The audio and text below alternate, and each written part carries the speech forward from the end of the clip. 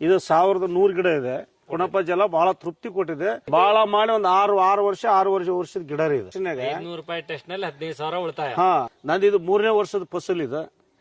ಫಸ್ಟಿನ ವರ್ಷ 21 ಕ್ವಿಂಟಲ್ ಆಗಿತ್ತು. ಆಚೆ ವರ್ಷ ಹೋದನೇ ವರ್ಷ 54 ಕ್ವಿಂಟಲ್ ಆಗಿತ್ತು. ಮೊನ್ನೆ ಯಾರೋ ಒಬ್ರು ವ್ಯಾಪಾರಕ್ಕೆ ಬಂದಾಗ 8 ಲಕ್ಷ ಕೇಳಿದ್ರು, ಕೊಡ್ಲಿಲ್ಲ ಸರ್ ನಾನು ಇದನ್ನ.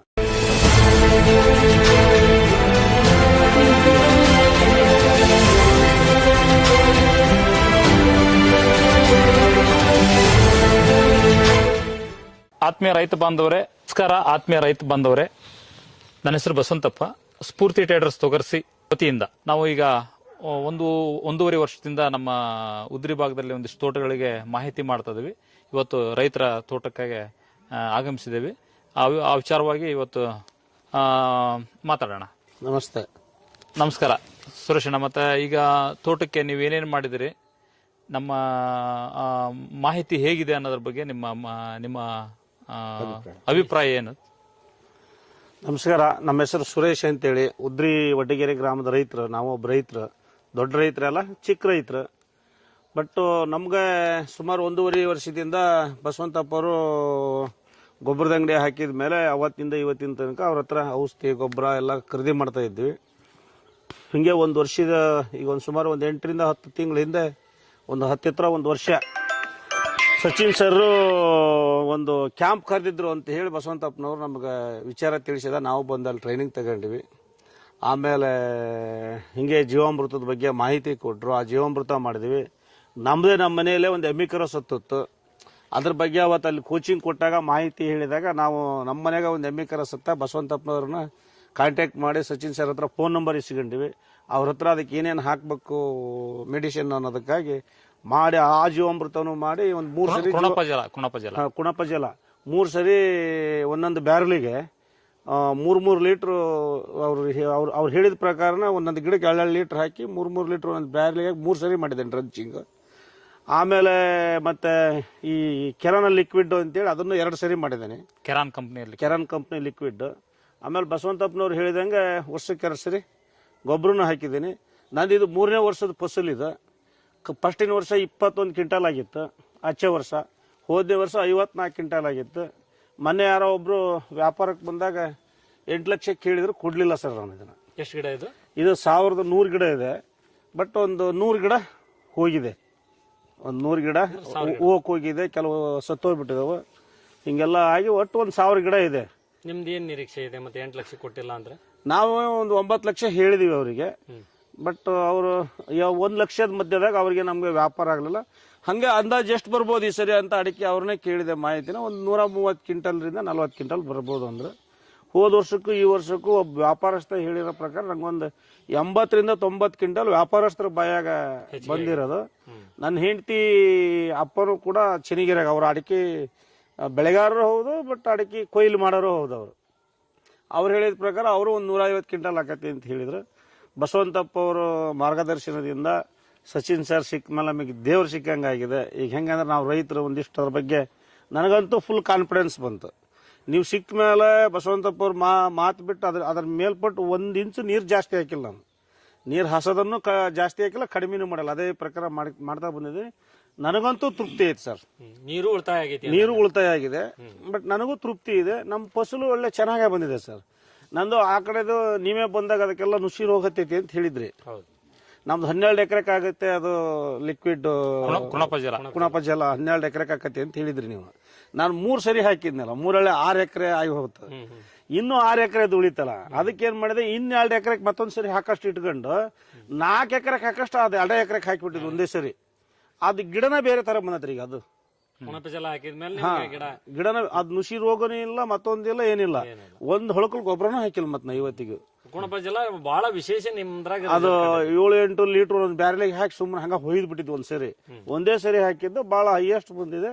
ಈಗ ಅದಕ್ಕೆ ಈಗ ಮೊನ್ನೆ ರಿಂಗ್ ತಗೋಬರಕ್ ಹೋಗಿ ರಿಂಗ್ ನುಡ್ಕೆ ಬಂದೇವೆ. ಅದನ್ನು ಬಾಕ್ಸ್ ಮಾಡಿ ಹಂಗೇನಾರ ಎಲ್ಲಾರ ಹೊಸ ಸತ್ರ ಅದನ್ನ ಅದ್ರಾಗ ತಗೊಬಂದು ಅದೇ ಮೆಡಿಸಿನ್ ಮಾಡ್ಬೇಕು. ಈ ಕೆರಾನ್ ಲಿಕ್ವಿಡ್ ಜೊತೆಗೆ ಗೊಬ್ಬರದ ಜೊತೆಗೆ ಅದನ್ನ ನಾವು ಕಂಪಲ್ಸರಿ ಮಾಡಬೇಕು ಅಂತ ಹೇಳಿ ಮನೇಲಿ ಕುಮ್ಮೂರ ನಮ್ಮ ಸ್ನೇಹಿತರು ಒಬ್ರು ಒಂದು ಆಕಳ ಗಬ್ಬಿದ್ದ ಕರ ಹಾಕಬೇಕಾದ್ರೆ ಸೋತೋಗ್ಬಿಟ್ಟಿದೆ, ಬಂದು ಒಯ್ಯಿ ಅಂದ್ರು.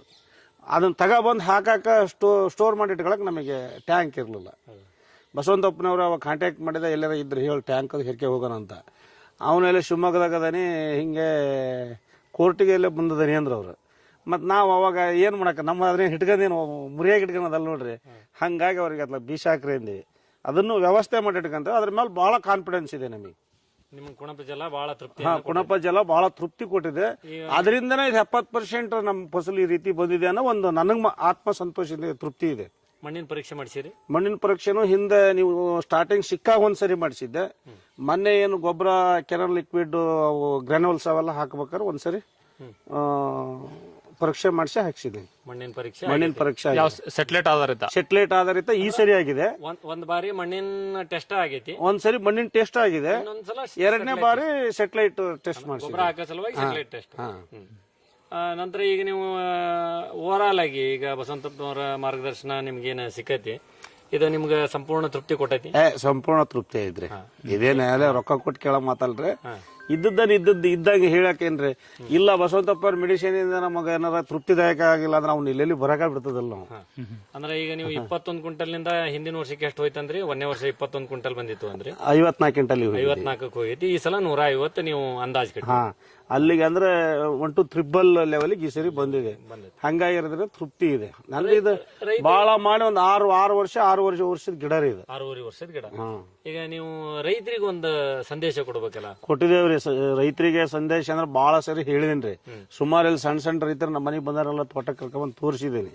ನಾನು ಕುಣಪ ಜಲ ಮತ್ತು ಈ ಕೆನಾಲ್ ಲಿಕ್ವಿಡಿನ ಬಗ್ಗೆ ಬಹಳ ಮಾಹಿತಿ ಕೊಟ್ಟಿದ್ದೇನೆ. ನಾನು ಸುಮ್ಮನೆ ತರೋದ ಹೌದು, ಯಾರ ಅಂಗಡಿಗೆ ಹೋದ್ರು ಔಷಧಿ ಕೊಡೋದ ಹೌದು, ಮಣ್ಣು ಪರೀಕ್ಷೆ ಮಾಡೋದಕ್ಕೆ ಅದ್ರ ಏನ್ ಕೊರತೆ ಇದೆ ಅದನ್ನ ಹಾಕ್ರಿ ಅಂತಾನು ಹೇಳಿದ್ದೀನಿ. ಮಣ್ಣು ಪರೀಕ್ಷೆ ಟೆಸ್ಟ್ ಮಾಡಿಸಿ ನೀವು ಮಾಡೋದ್ರಿಂದ ಅರ್ಥ ಇದೆ. ಎಕರೆಗೆ ₹1,000 ಖರ್ಚು ಹೋಗ್ಬೋದು. ಬಟ್ ಈಗ ಮೊನ್ನೆ ನಾನು ಎರಡನೇ ಬಾರಿ ಸಾಯಿಲ್ ಟೆಸ್ಟ್ ಮಾಡಿಸಿರೋದಕ್ಕೆ ಸೆಟಲೈಟ್ನಾಗ ನಂಗೆ ಸುಮಾರಷ್ಟು ನೀವೇ ಅವತ್ತು ಬಂದಿದ್ರಿ, ಆ ರಿಪೋರ್ಟ್ ನೋಡಿ ಹೇಳಿದ್ರಿ. ಬಟ್ ನನಗೆ ಎಷ್ಟು ರೂಪಾಯಿ ಉಳಿತು ಅಂದ್ರೆ ಒಂದು 10-15,000 ದುಡ್ಡು ಉಳಿತು. ಈಗ ಗೊಬ್ಬರದಾಗ ಒಂದು ಟೆಸ್ಟ್ನಾಗ ₹500 ಟೆಸ್ಟ್ ನಲ್ಲಿ 15,000 ಉಳಿತಾಯ.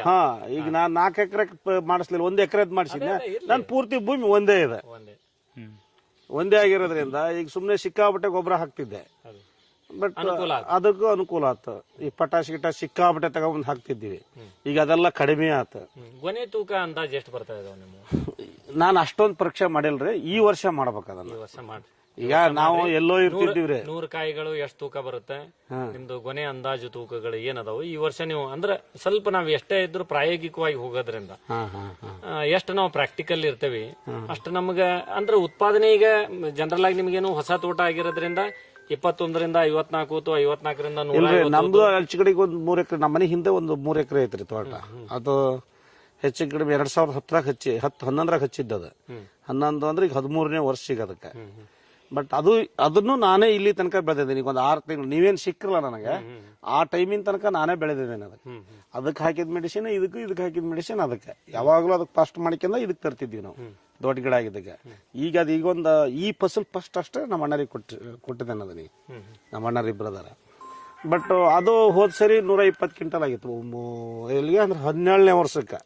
ಎಷ್ಟು ಗಿಡ ಅದು? ಅದು 1500 ಚಿಲ್ಲರೆ ಇದೆ ಅದು ಗಿಡ. 1500 ಚಿಲ್ಲರ್ ಗಿಡಕ್ಕೆ 120 ಕ್ವಿಂಟಲ್ ಆಗಿದೆ. ಬೇಡ 50 ಗಿಡ ಹೋದ್ರೆ 1500 ಗಿಡ ಪಕ್ಕ ಇದೆ ಅದ್ರ.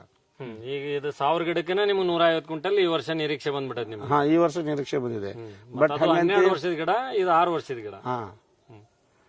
ನಾನೇ ಪ್ರತಿ ವರ್ಷ ಮಾರೋದಲ್ಲ ಅದನ್ನ.